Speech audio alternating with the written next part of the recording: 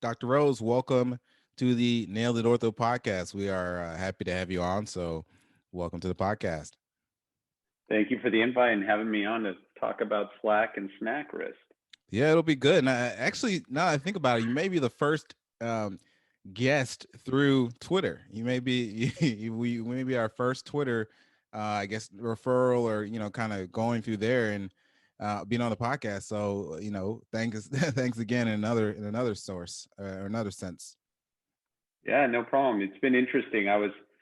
Wasn't super involved in Twitter until about a year and a half ago, but then the timing with the pandemic, I've made some good connections, made some good friends. This is first podcast, but probably the third educational venue I've been part of just simply from Twitter. So Yeah. it's been good and enjoyable. Yeah, and I myself had not been on Twitter for many years, and just got on it not too long ago, maybe a couple of weeks, 3-4 weeks ago, and just randomly tweet here and there. So I'm amazed. Like if you search like hashtag Ortho Twitter, all this stuff that comes up, there's a lot of good discussions on there, a lot of educational stuff. So I'm actually pretty impressed of, I guess, how Twitter is being used in the ortho world. Yeah, it's been great, and you'll even see some interesting cases on Ortho Twitter or some conversations and some lively debates on treatment options, especially when it comes to hand and wrist. Yeah, and that's what we're going to be talking about today. So, what we typically do is we like to start off just asking a couple of questions, getting to know you. So, since we just talked about hand and wrist, what is the thing that brought you towards hand and wrist? Like, what's the story that had you go and choose that field or that specialty? Yeah, it's interesting because when I first started residency, we'll just say a couple of years ago, we don't want to date me too much. Hand was actually my last choice and sports was my number one, but I think I had a misconception on what hand upper extremity really was. And then I had an amazing mentor in residency who kind of showed me what it could be. And as I started getting more involved with that and realizing all the variety, and you get to be an orthopod, a neurosurgeon, a plastic surgeon kind of rolled up in one, I got really interested in it. And it went from there. Yeah, that's pretty neat. That's one of the things that I didn't think of. There's a lot of nerve procedures that you do as a hand and upper extremity specialist, transfers, and there's a lot of hand trauma. If you take hand trauma, there's a lot of hand trauma stuff. So a lot of different types of flaps and things that you can use that I initially wasn't keen on myself. I thought it was mostly like carpal tunnels and trigger fingers. Tell you the truth. Well, yeah, I enjoy joints too, and that was in the two. But I realized I could do joints in hand, upper extremity, shoulder, elbow, wrist, fingers.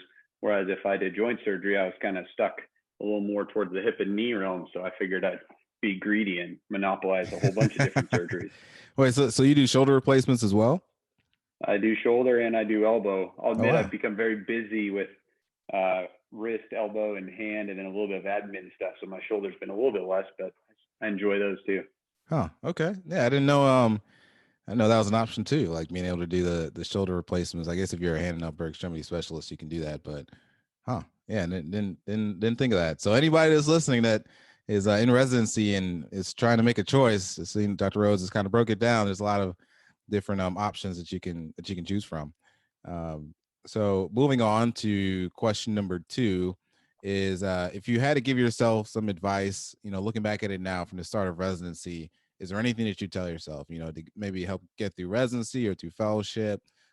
Is there anything in general that you may tell yourself? Yeah, it's cliche, but one foot in front of the other. I think residency is tough, and now you even talk about all the extra stuff you all have to do that I didn't have to do, surveys and so on. And some days it seems like it's a lot, but if you just kind of take what's in front of you and move forward, I think that is a good way to go about it. I also think the thing that for all the listeners who are maybe considering what they want to do as far as if they want to subspecialize or do a fellowship, I thought about what is some of the most stressful or quote unquote worst cases in each field that other people wouldn't want to do, and that helped narrow it down. Dupuytren's is one that a lot of people kind of cross their eyes at, and I actually enjoyed it. I said, okay, maybe I am going to have to be a little bit of a hand nerd here. Yeah. I just actually just did my first. I'm on hand now, and this is the first time that, I'm under rotation. We did our first Dupuytren's like contracture release. Um, well, I think it was like last week. It was an interesting case. Yeah, I think our attending was saying that a lot of them recur. A lot of them don't get better, but you still kind of give these patients a chance.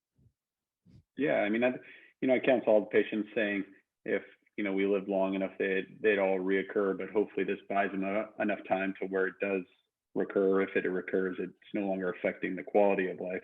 Right. And it's a interesting surgery with some really fun anatomy, I think. Yeah. And then the third question we have for you is, do you have any interests outside of the field of orthopedic surgery? I have a lot. I think one that I really enjoyed and love doing, which has really taken a hit, is travel.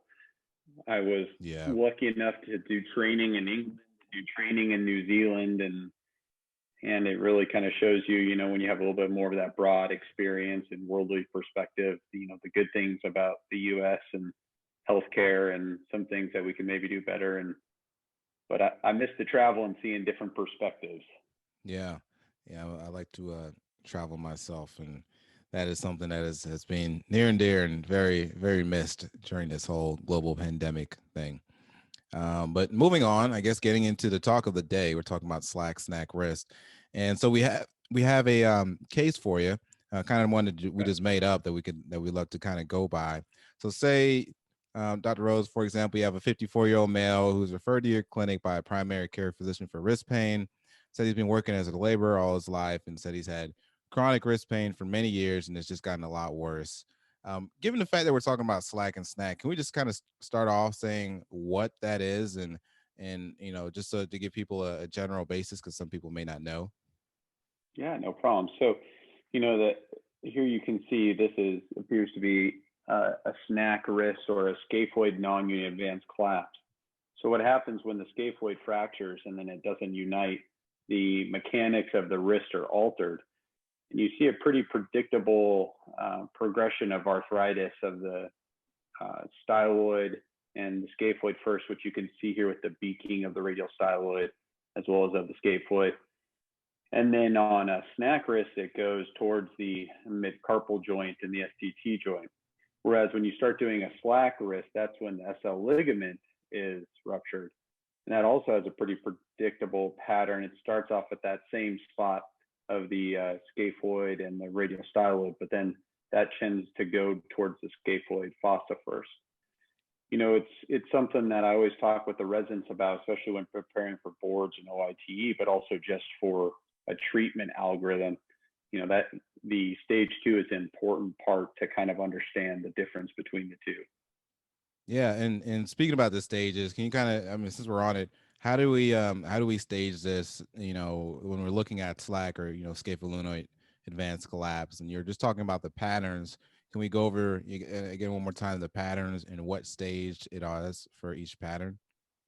Absolutely, yeah. So here it looks like this picture is of a SLAC, meaning the SL ligament is out. And I want everyone to realize that this is a chronic presentation. You don't immediately go into arthritis or have these changes just from an SL injury. So it's something that needs to be chronic in nature. And everything we talk about is going to be salvage procedures because the anatomy is no longer normal. But when you see here the SLAC, the first picture there, you can see that the beaking of the scaphoid and the beaking of the radial styloid, as well as the loss of cartilage, becomes the first part of contact. After that, stage 2 is from the scaphoid and the scaphoid fossa in the radius.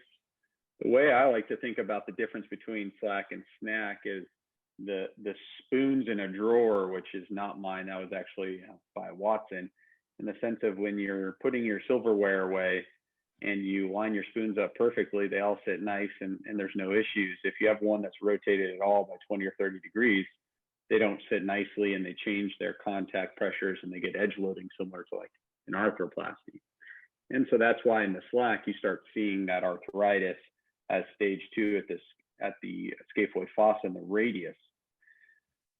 The next stage is then the mid-carpal, which you can see on this illustration here at the bottom, the capitate and the lunate, there's loss of cartilage between the two. And so that's that stage 3. And I will tell you that I'm one that believes in the stage 4 arthritis, where the mechanics are so far off that the lunate and the lunate fossa starts getting wear and changes. And that obviously significantly changes your algorithm and what kind of surgeries are possible.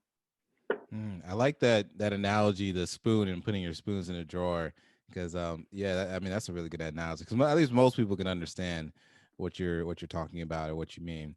Um, and so SLAC, is there any type of an injury that typically happens, and then is there a deformity? I always read about this kind of deformity that you see in SLAC wrists or patients that had injury to their scapholunate ligaments. Can we quickly just talk on what the deformity is and kind of the, I guess, mechanics behind it? Yeah, no problem. So the reality is, most of the time when this first happens, or when there's an initial injury, you won't actually see much. It's kind of this vague fell. Sometimes athletes get it and they talk about pain kind of at the dorsum of the wrist. Maybe it's a little bit swollen, but not anything too impressive. And it can easily be missed on Xrays, because there's the stage where the gapping of the scaphoid and the lunate or is not increased until you see a dynamic grip. Here in these pictures, what you see is already when it's kind of advanced, and you have the scapholunate angle here, which normal is between 30 and 60. And they generally say anything greater than 70 shows there's some sort of instability. And if you don't mind, I think one of the easiest things when understanding this DZ deformity is just a kind of a brief breakdown of the mechanics of the proximal row. Yeah, let's get into it. Yeah, so the easiest way to think about it is the scaphoid is always trying to flex. That's what it wants to do. The STT joint is volar, so the compressive forces push it volar. The scaphoid has to flex to get out of the way with the radial deviation. So if you just think about the scaphoid flexing, you're halfway to figuring out any deformity. Then you have the triquetrum, which is the opposite. Its whole goal is to extend. That's all it wants to do. And then you have the lunate in the middle, and it's bound to each of its neighbors. So when the scaphoid's trying to flex and the triquetrum's trying to extend, it's held in a relatively neutral position because it's equal. Now, if you injure one of these ligaments, say for instance the SL, now the lunate is untethered from the scaphoid. So now the only acting force on that lunate is the triquetrum extending. And now you see on this picture on the right, you can see that red line is actually the axis of the lunate pointing dorsally or tipping dorsally. And that causes that capitate and that lunate to start getting increased contact pressure on the edges in arthritis. So I like to think of it in a mechanical way, because it was, especially when I was a resident trying to remember these, what does what, I felt like if I could remember the scaphoid's flexing and the triquetrum's extending and the lunate's neutral, then I would know if it was a DZ or a VZ, which isn't really this topic, which way it'd be going. That's a good that's a great way to think about it, because I'm still learning this stuff now, and I have trouble remembering it too. But if we just remember that the scaphoid likes to flex and that triquetrum likes to extend, and lunate is kind of in between, trying to keep them neutral. If you have any injury to the scapholunate ligaments, your scaphoid is going to want to flex, and then there's nothing, and then your triquetrum, which normally wants to extend, will extend with the lunate. So that's kind of gives you your DISI deformity. What does DISI stand for, by the way? It's dorsal intercalated segmental instability. And it's just essentially what this picture we're seeing right here on the right is just that the remaining segment, the triquetrum and the lunate, is now going dorsal, and it's causing the capitate to go dorsally. And now some question to answer your question, at this point in time is when you start seeing a little more prominence, a little more fullness at the dorsum of the wrist, because that capitate's starting to ride out. You also see the swelling on the dorsal radial aspect of the scaphoid and the radius, just because that early arthritis, like we talked about, stage 1 to stage 2, has already taken place. And so that's when you get that deformity. And that's normally when they start kind of presenting to you, is at this point in time. Not too often is it stage 1 or dynamic instability, unless it's a high level athlete or someone that's able to get in right away and just notices something's amiss. Okay. No, that's a great explanation of the deformity and the mechanics of the proximal row, and I'm definitely taking notes now because I'm on hand now, and I know that will definitely help me out. So, kind of just going back to our patient, our 54-year-old laborer that came in with our chronic wrist pain, wrist injury. What are some of the things, and I know you mentioned it here just a second ago, talking about DISI, but can we just kind of go through what are some of the important things you want to find out when you're getting a good history from this patient? And what are some of the physical exam findings that we'll find on these patients? Yeah, absolutely. So, it's always interesting because often when you ask these patients, they are similar presentation that you had before labor often, and you say, hey, have you injured your wrist? And the answer is always no. And you say, okay, have you injured your wrist 5 to 10 years ago? And sometimes you kind of have to prod because they'll be like, oh, I do remember I fell while carrying something 5 or 10 years ago and it bothered me for a little while, but I didn't really think much of it. And this is the first time I'm being checked out for it. It's a little bit of a fishing expedition to get the trauma because keep in mind when talking about SLAC and SNAC, like I was saying, it's chronic going on for most likely years and years. So the initial trauma is far back in their history. Okay. And so once you get that history, you find out that, they've had some remote wrist injury maybe years ago and they have pain. What are some of the things that you want to look for when you're physically examining these patients? Are there any special maneuvers, or are there any places that's particularly tender or, hurt, or can you kind of walk us through that? Sure. So the first thing to do is in hand surgery, you got a lot of little bones in a small area, and just kind of taking the time to palpate appropriately really can help kind of guide at least your thought process. So sometimes they'll have that classic kind of snuff box tenderness, not necessarily because of a scaphoid fracture, but just that's where that beaking and that arthritis is. And then as you roll over kind of over that second dorsal compartment, they'll have that dorsal radial tenderness, and they can be quite tender there. And then as you go further ulnar dorsally, you'll start feeling the SL. The SL is often very tender in its own right. And once you start kind of getting this radial side of the wrist with a little bit of a history of, oh yeah, I had a trauma a while ago, should really kind of pique you into start thinking about that. One of the things you can do early on is the Watson maneuver, which there's been some studies showing that the sensitivity and specificity is not exactly 100%, but what you do is you put your thumb on the distal pole of the scaphoid, pushing it dorsally, and you take the wrist from ulnar to radial deviation. And what happens is since that SL is uncoupled and that scaphoid is uncoupled from the rest of the proximal row, it actually subluxes out the dorsal radius, feels some pain, and then when you relax on it, it clunks back in. And that's what the Watson maneuver is. But like I said, that's often in the early stages of the SL. When we start talking about SLAC and arthritic changes, the scaphoid's been sitting in a fixed position for a while, so you won't necessarily see that Watson because it doesn't have the freedom to shift out the back of the radius or out of the scaphoid fossa. Okay. So say we get this patient, he comes in, he has some tenderness about the dorsal radial aspect of his wrist. When it comes to imaging, what images are you getting, and then what are you looking for on your images? Like what are you trying to find or look for? Yeah, so I get 3 views of the wrist, pretty standard Xrays for the wrist. We get them for distal raised fractures or quite anything. And it won't always be quite as stark as these, but we'll start first with that image on the left there. So you can see that that's a scaphoid non-union advanced collapse. You can already see that the proximal pole has become kind of cortical at that fracture site. And so that's been going on for a while.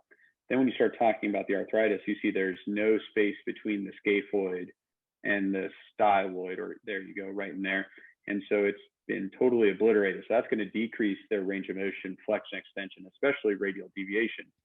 If you note just on this X-ray, the third metacarpal is tilting a little ulnarly, and I bet he can't get this into neutral.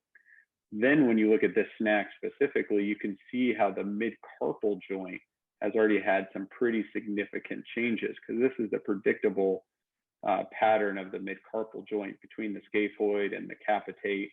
you can see that it's almost totally eroded away. It's irregular. There's cystic changes. Cystic changes up there. Maybe a little bit of still space remaining between the capitate and the lunate, but I bet if we got an oblique, you would see there's less space. But if you look, you can see the lunate and the lunate fossa appear to have intact cartilage, which is important whenever we go down our decision tree later on what kind of surgeries or options we have for him. Okay. Then if you go over to the right X-ray, this is more of a classic SLAC type appearance where the scapholunate interval is wide. You still have the beaking, but the scaphoid fossa is almost entirely gone. And then it's gone on to the mid-carpal joint, and that capitate's trying to go right between the scaphoid and the lunate. Okay. Yeah. And so what is you mentioned the third metacarpal making a little ulnar deviation. What's the significance of that, and why does it ulnar deviate? So the scaphoid needs to flex to get out of the way of the radius and to unlock the mid-carpal joint in radial deviation. That's kind of why part of the reason why the scaphoid wants to flex. So when there's no space for the scaphoid to do that, and there's arthritic changes, then it can't really get out of the way. So you lose the ability to get radial deviation. That's often the most drastic finding you'll see is their lack of radial deviation, or almost obligate ulnar deviation, where they can't quite even get back to neutral. And that goes back to the dart throwing motion that we think the basis of the mid-carpal joint is designed for and is eliminated if there's no radial deviation. So I haven't heard about that. So the dart throwing, so it's pretty much saying that the mid-carpal joint is allowing for that wrist to flex when throwing a dart. It allows for that in motion. Is that kind of what we're getting at with that? The scaphoid getting out of the way in radial deviation is what allows you to radially deviate. And just like a dartboard at a bar, or back when we hunted and did those type of things more aggressively, that was that radial to ulnar deviation. And on something like this, they wouldn't have that, as well as the flexion extension would be limited also on this. It's cool. Next time I'm at a bar with some of my ortho friends, I'm gonna drop that one piece of knowledge on them. I'm like, well, you know why you're able to radial deviate? See, I might be able to convince you to go into hand surgery after all. Who knows? There's still time. I have a couple months before I apply. And so are you getting bilateral wrist X-rays with every patient, or are you just getting X-rays of that one wrist at 3 views? So I will get, that's a great question. So I would get them, honestly, most of my patients for wrist pain would, before they get roomed, would have the X-rays for the injured wrist. If it was something similar to this, I don't really see a whole lot of utility of the contralateral. When it becomes more important was when there's not really much arthritis, or maybe the SL maybe looks wide, maybe not, and then you get bilateral to compare the SL interval, and you have to get clenched fist or pencil grip, because creating that flint or that fist causes the capitate to try and push between the scaphoid and lunate, and you can see some sort of dynamic instability. So in those situations, I get bilateral. But if on our patient with this, unless he's got some sort of issue on his contralateral, it wouldn't really help me much. So say we have our patient, these are his X-rays. It could be SLAC or SNAC. And he said that he's never tried any type of treatment before. Do you have a non-operative treatment algorithm, or do you then, go and move to the operative, the operative treatment options depending on how severe it is, or how does your treatment algorithm go? Yeah, so I still try a period of non-operative management for sure. I tell these patients, we're orthopedics, and luckily, wrist arthritis doesn't cause heart, lung, or brain issues. So if there's no pain, then overall I'm pretty happy. So I will try an injection. I will try anti-inflammatories. And the other thing that I do is I like to put them in a splint, a cock-up wrist or something that doesn't allow flexion extension, just because I want them to see what it's like with limited mobility and how they're able to do their ADLs. Now, obviously, when we're talking about SLAC and SNAC, most of them still end up with some form of motion. But if it's pan-carpal arthritis especially, it shows them, hey, this is kind of the position your wrist is going to be in. So before we jump to that decision to do that, let's make sure you are comfortable with it being fused in this position. Okay. So say you have that patient, you've tried your non-operative, management with these braces and whatnot.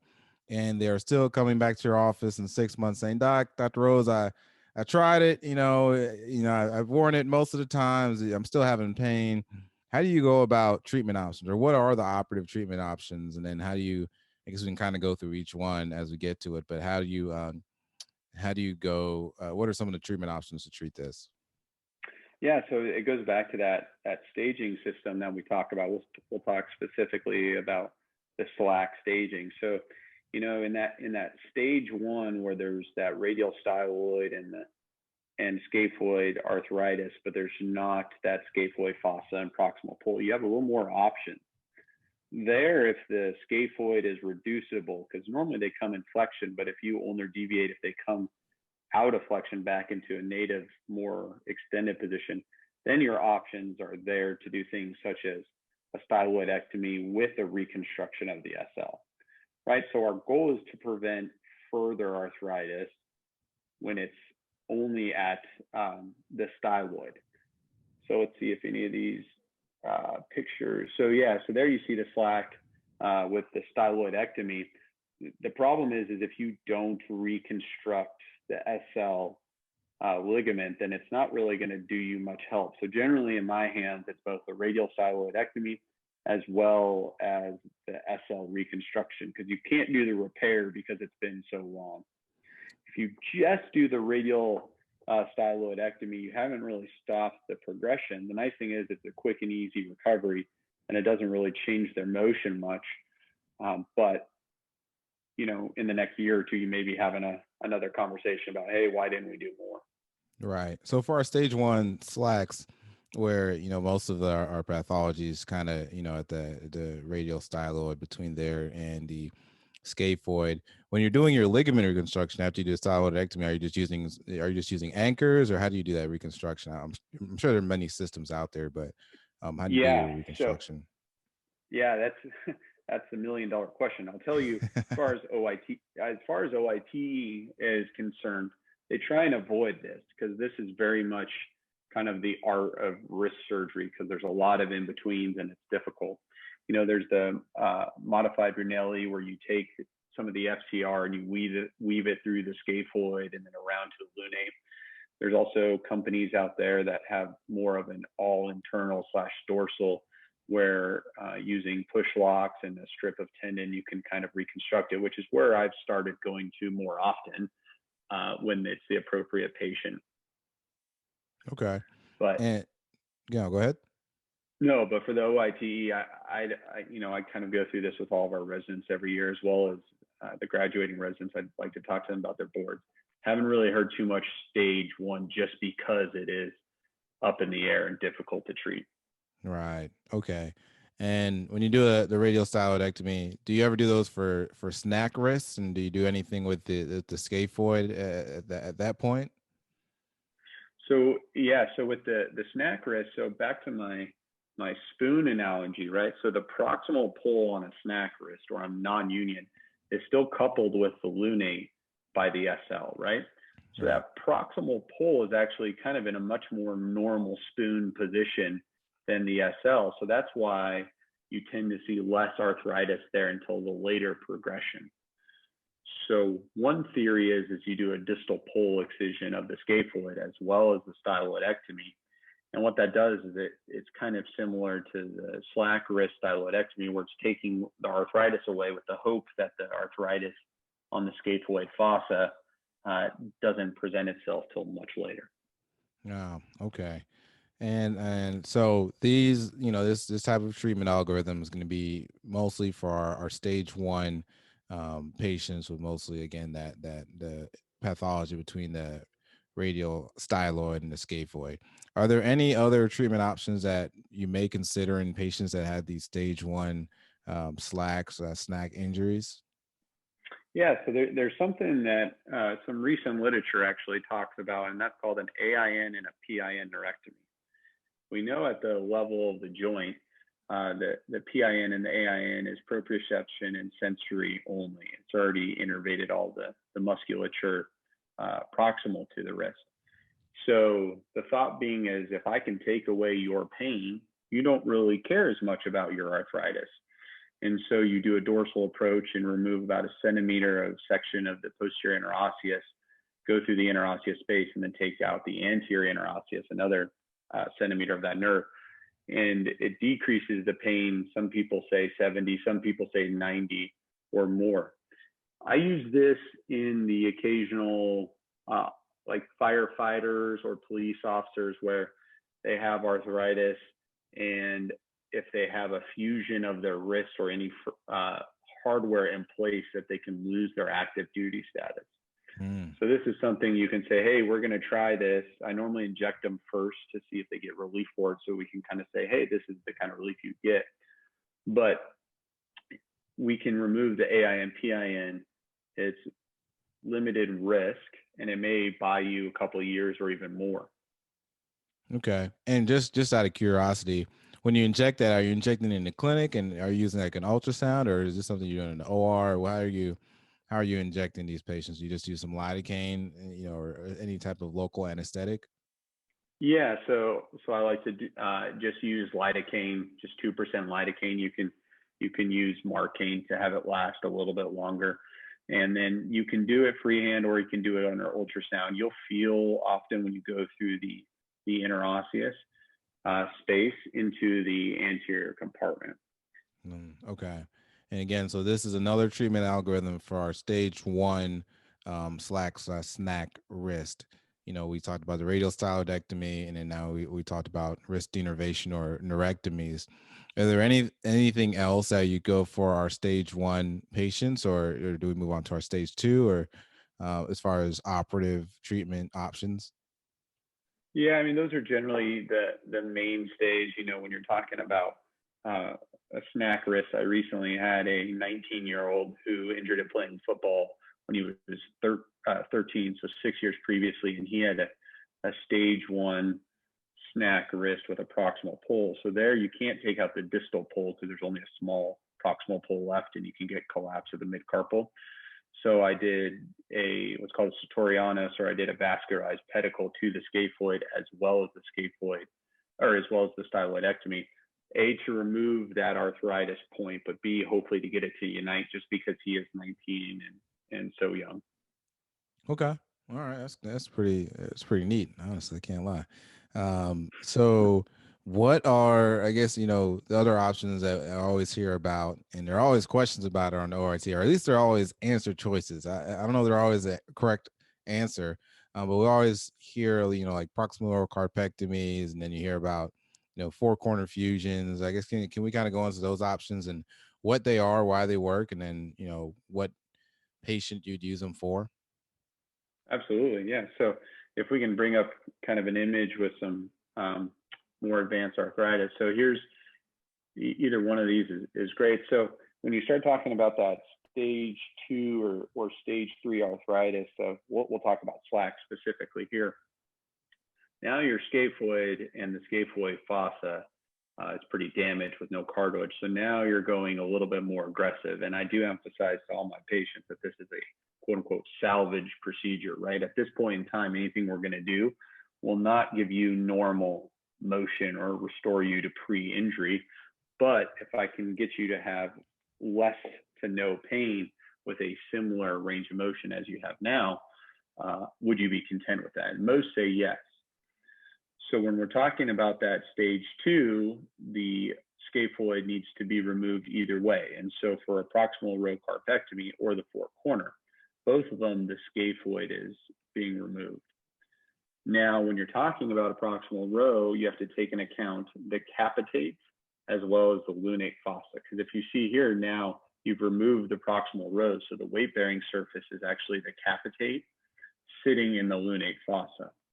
And so if you're at a stage 3 where the capitate is pretty worn, this would not make a good option. And that's generally on the OITE. They're going to kind of show you either they will only have one option of a PRC or Fourcorner, or if they have both options on there, that means that there's probably something going on in the midcarpal joint. It's a stage 3, where a PRC, if you have no cartilage on your capitate and then you make that the weight-bearing surface, obviously they're not going to do very well, because now you just take an arthritic bone and put it back in the joint. So it's still going to be arthritis.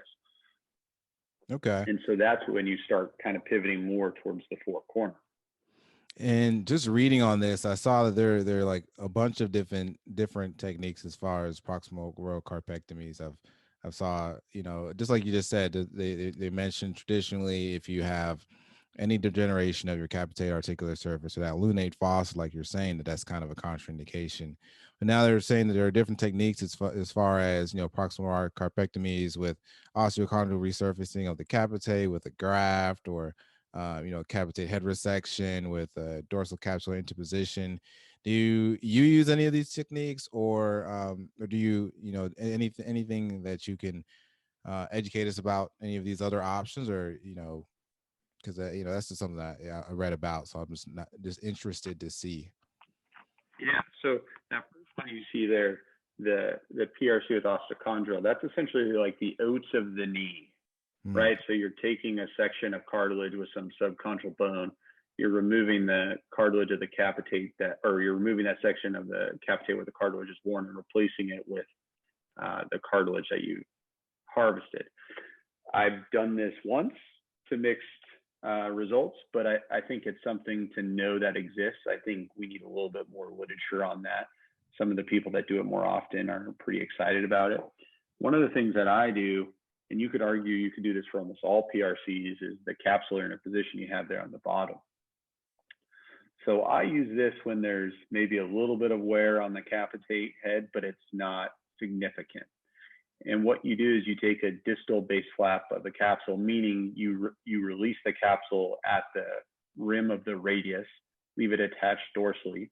You do your PRC, and then you actually take a fiber wire ethibond and secure that capsule from dorsal around volar to the volar ligament. So now you've tucked the capsule underneath the capitate. So now the capitate's sitting on the capsule, sitting in the lunate fossa. So now it's got itself a nice smooth surface where that little bit of arthritis on the capitate won't make as big of a difference. Okay. And you said you do typically use these. Are there any particular patients that you use this for, or that you can think of? Yeah. So when you're starting to go down the capsular interposition route, you're talking about, do I do this versus do I do a four-corner fusion? So the four-corner fusion is something that I think works well, but obviously it's got some downsides.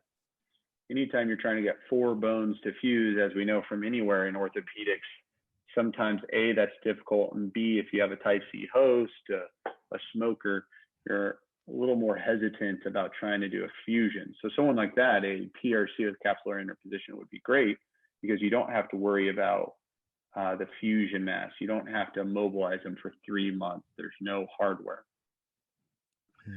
There's some recent studies coming out that show that PRC does just as well as Fourcorner, if not better, even in the younger population. So just to backtrack, the classic literature was, a young, healthy person gets the Fourcorner because the weight-bearing surface is still the lunate in the lunate fossa. So the anatomic weight-bearing surface, versus the PRC, the radius of curvature of the proximal pole of the capitate is different. The new literature says, hey, the PRC does just as well, and it has less complication risks because of the Fourcorner can have a non-union or other issues, prominence of hardware.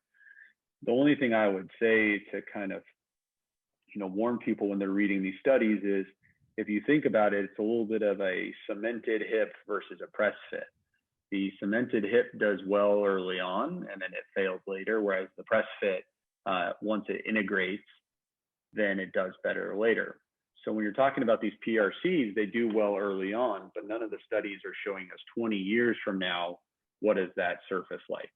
Right. Whereas the Fourcorner has a higher rate of early complications, but we know long-term that maintaining the lunate and the lunate fossa as a weight-bearing surface may be a better idea. So just something recently that's come out over the past 2 years, which are leading people to be a little more aggressive on the PRC route. Okay.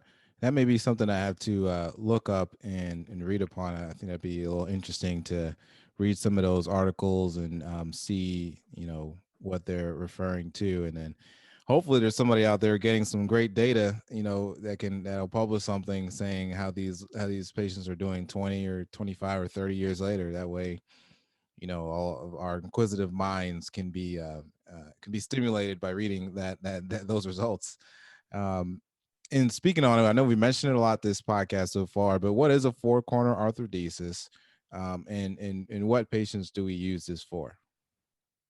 So the four-corner is a excision of the scaphoid, and then you fuse the capitate, the hamate, the lunate, and the triquetrum with some form of fixation.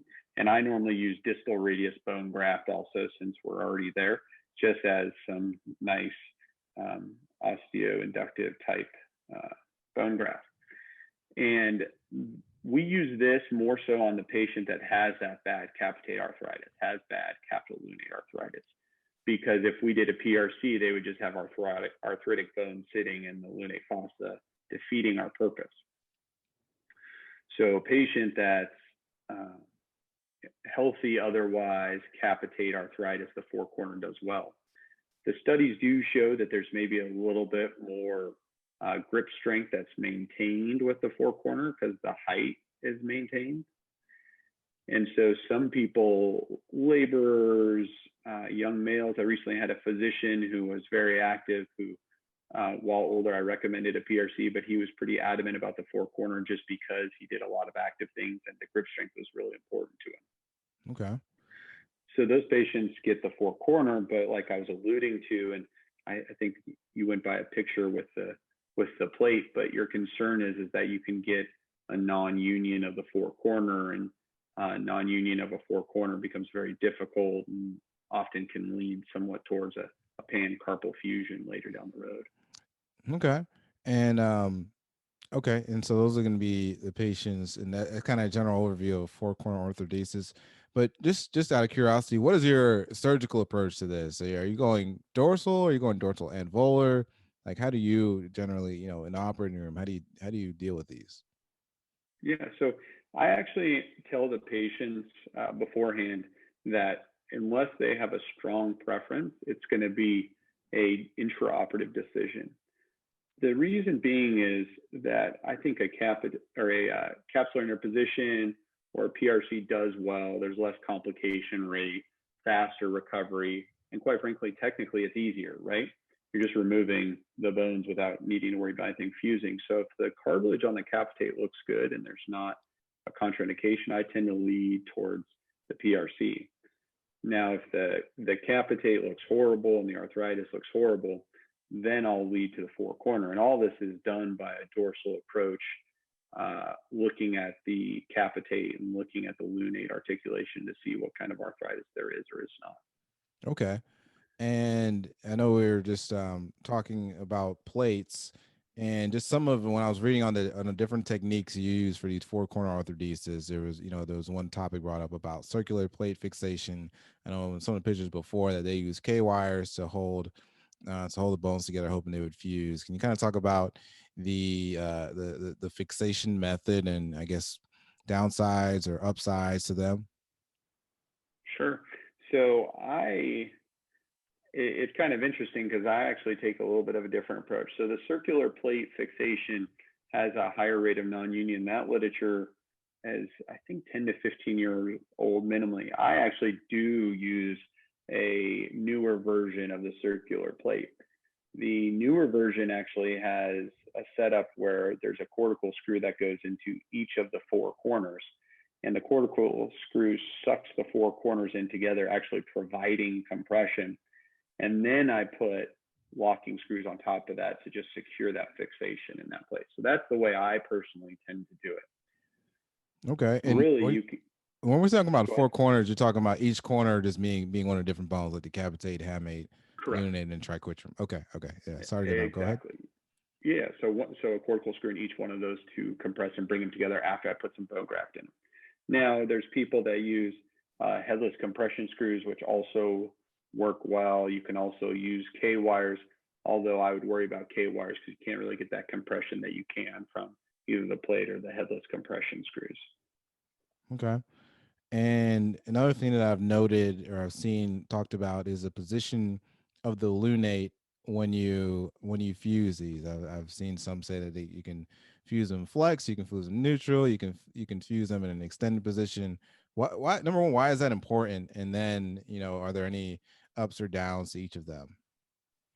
Yeah, so back to that DZ deformity, right? So the lunate's trying to sit in an extended position, which means that the capitate will hit the dorsal rim or the radius, where you'll lose that motion, which is primarily an extension, which makes sense if you've lost most of your midcarpal extension just from the deformity, then you're going to lose it after you fuse it. If you put it, but the benefit of that is you get more flexion by putting it in an extended position. Whereas the contrary is if you put it in a flex position, you can actually get a little bit more extension. My opinion is we don't do a lot of things in significant wrist flexion. Most of our power grip, if you think about going out to shake someone's hand, your wrist is actually in extension. It's not neutral, it's not flexion, because that's the biomechanical strength of the flexor tendon, as well as the thenars and hypothenars, et cetera. Is being in that extended position gives you more strength. So in my mind, I want them to make sure they can get into a power grip. So I tend to put them in neutral or even a hair of a couple degrees of flexion. I err on the side of that. Okay. No, that makes a lot of sense. Thinking about the functionality of the hand and what you need to use things for, as far as your different daily activities. That definitely makes more sense. Even when you're opening a door, you're not really flexing your wrist too much. At least I don't flex my wrist too much when I'm opening a door. There may be some out there do. I don't know. But, other things, technical aspects of this four-corner arthrodesis is one I was looking at. I was talking about fusing the capitolunate joint with or without triquetrum excision. What is, I guess, what would make you want to excise the triquetrum versus leave it? Like, what are, why is this, I guess, like, why is this a thing, Yeah, so the thought is that if the triquetrum wants to extend an ulnar deviation and you fuse it in a neutral position, then it could block your ability to get that ulnar deviation. I tend to just fuse all four. I want more mass of the fusion site. And you can fuse it in the column manner. And what I mean by that is you can fuse the capitolunate and fuse the hamate and the triquetrum, and not fuse between the capitate and the hamate. And that's because the capitate and the hamate have very limited motion between the two. They're relatively fixed. So in theory, if you fuse just those columns, it should have enough stability for your fusion and to have successful four-corner, although you're not really creating a four-corner. Okay. Yeah, no, that makes sense. And so again, and I know we mentioned it a couple of times, when we look at proximal row carpectomy versus a four-corner arthrodesis, we mentioned before that proximal carpectomy, you don't have much of a there's a less complication rate, and I guess the procedure is technically a little bit easier. There's no need to fuse the bones in case you have a host that maybe a very high A1C, so they're diabetic and they're a smoker. Is there anything else going between four-corner arthrodesis versus PRC, the surgical techniques that we should know? Yeah, so kind of like anything else, and especially similar foot and ankle, is if you're doing the four-corner, I spend more time on the debridement of the joint surfaces than anything else. And that's just because if you have any sort of cartilage and you don't get that good bleeding subchondral trabecular bone, then it won't fuse. So that's number one. For the PRCs, you're relying on the radioscaphocapitate, which is one of the volar ligaments coming off of the styloid that goes along the waist of the scaphoid into the capitate. Well, when we remove that scaphoid, the only thing keeping the capitate from drifting ulnarly or sitting over the distal ulna is that radioscaphocapitate ligament. So it's really important not to get too aggressive with your scaphoid excision and injure that ligament. Okay. And I think I saw, that there's some studies that originally they were saying that, four-corner orthodesis, they were looking at the radius of curvature of the capitate, versus a lunate, as well as the amount of cartilage on the different bones. But I know that, there's still excellent results with proximal carpectomies. And just before we wrap up here, is there any, I think we did a great job reviewing and going over SLAC and SNAC wrists and some of the, actually, no, one more thing, complete wrist arthrodesis. When do you use this, and when do you convert? Do you use this, number one?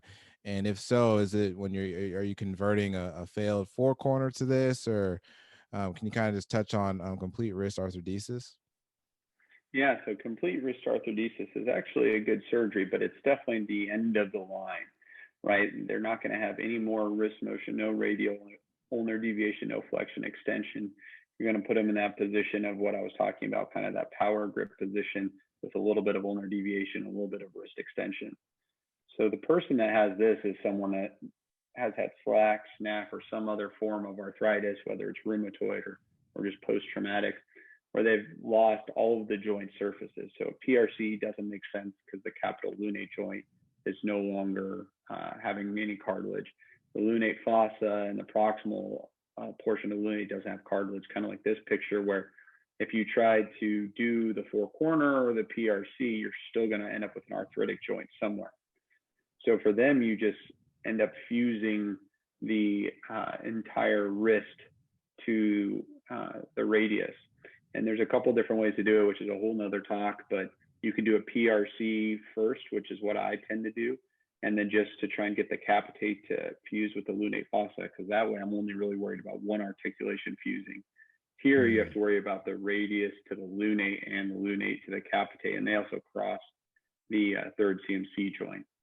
So a little more places for failure and or the need for fusion. Okay. No, I'm glad that we touched on, complete wrist arthrodesis. I only see pictures of it. I've never seen one in real life. I haven't met a patient that's had one. It's always something that I just see like in textbooks and pictures.